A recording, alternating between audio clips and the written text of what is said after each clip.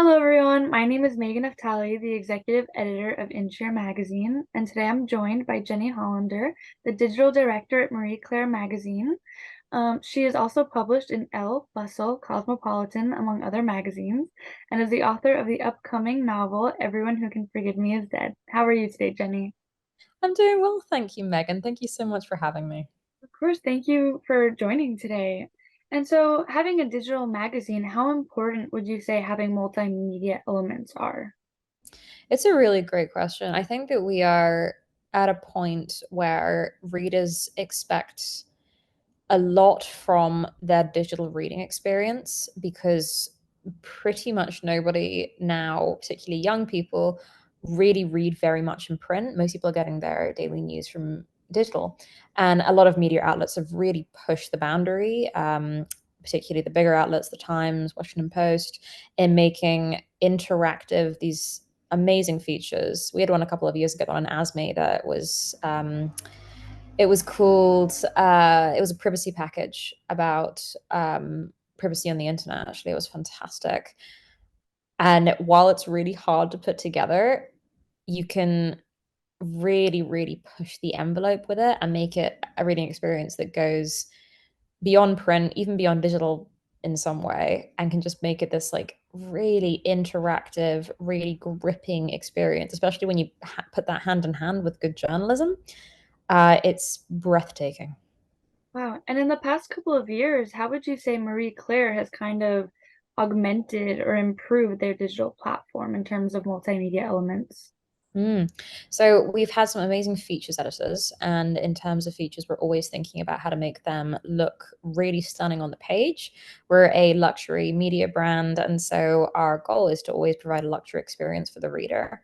So we're always thinking about how we can incorporate moving elements, really glossy finishes, really give the reader the experience of reading a luxury fashion magazine, ad placement, that kind of thing.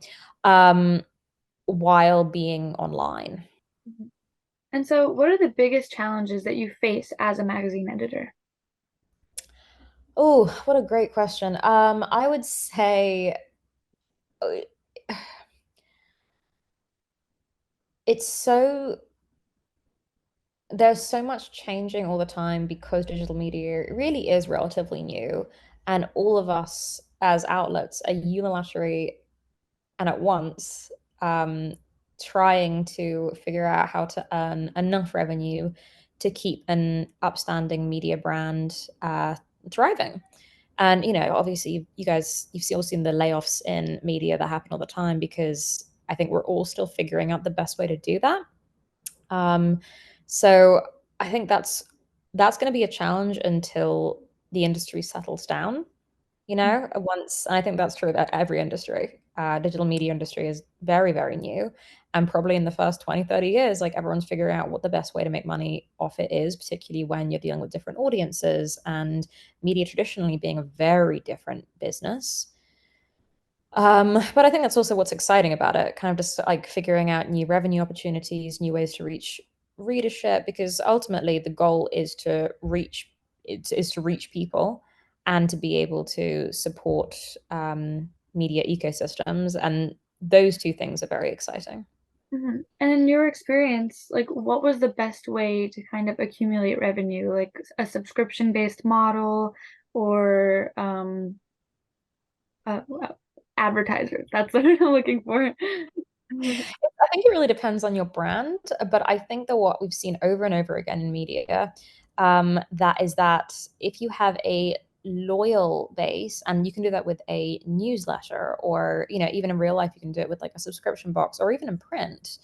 As much as I know that we've all heard the print is fading, if you have a loyal, engaged audience, there will always be ways for that audience to tap in and support your business.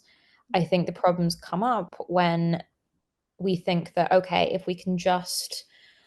um if we can just almost, game Google or game Facebook, and this is something that I've seen other outlets do, and that it's it makes sense at the time, that if we can just kind of like if we can just get on top of the system, then we can figure it out. But ultimately, because it's a long and hard and expensive process to find an audience and engage with it and stick with it. But if you really, really invest in doing that, then I think you really can become sustainable and profitable in a long-term way.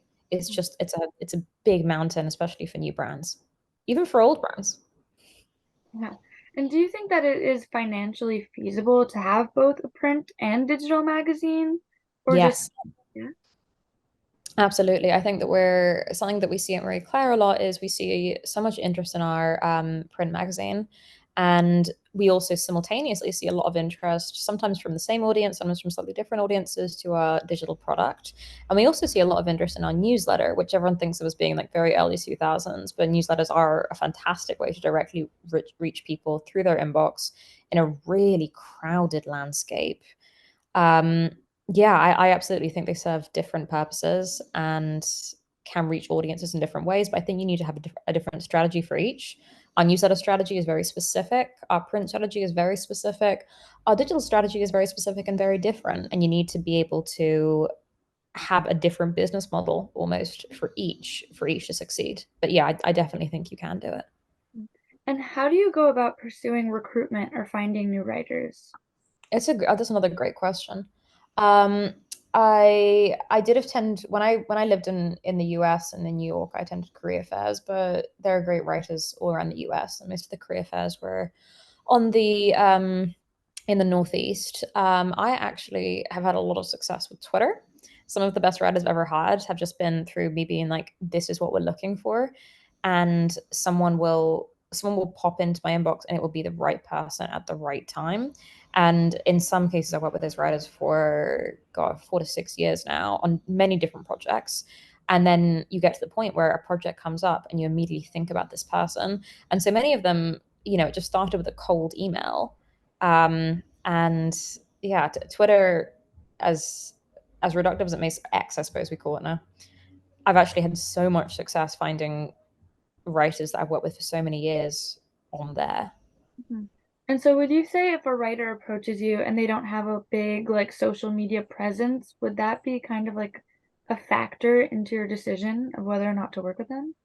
No, no, I think some of the best writers don't have any social media presences. I think that because of the abuse that some people get when they publish on big platforms, which is horrific. I think that some people prefer to keep their social platforms completely private.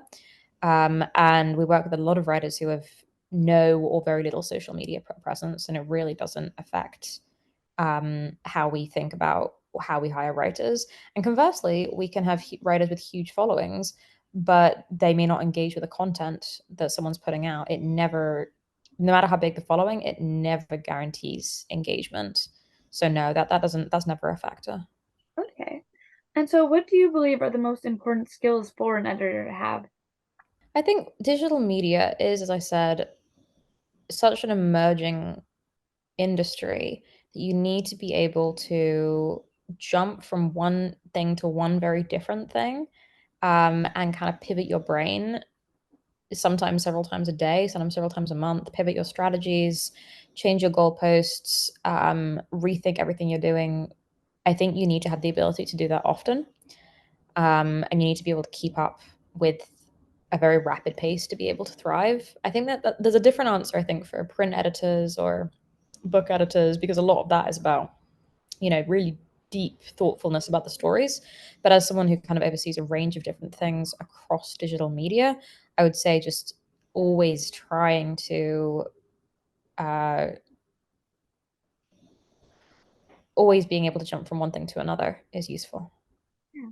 All right, well, thank you so much. Those are all of the questions I have, and thank you for sharing your expertise and your advice with me. You're very welcome. I hope you stay in touch, and thank you so much for thinking of me.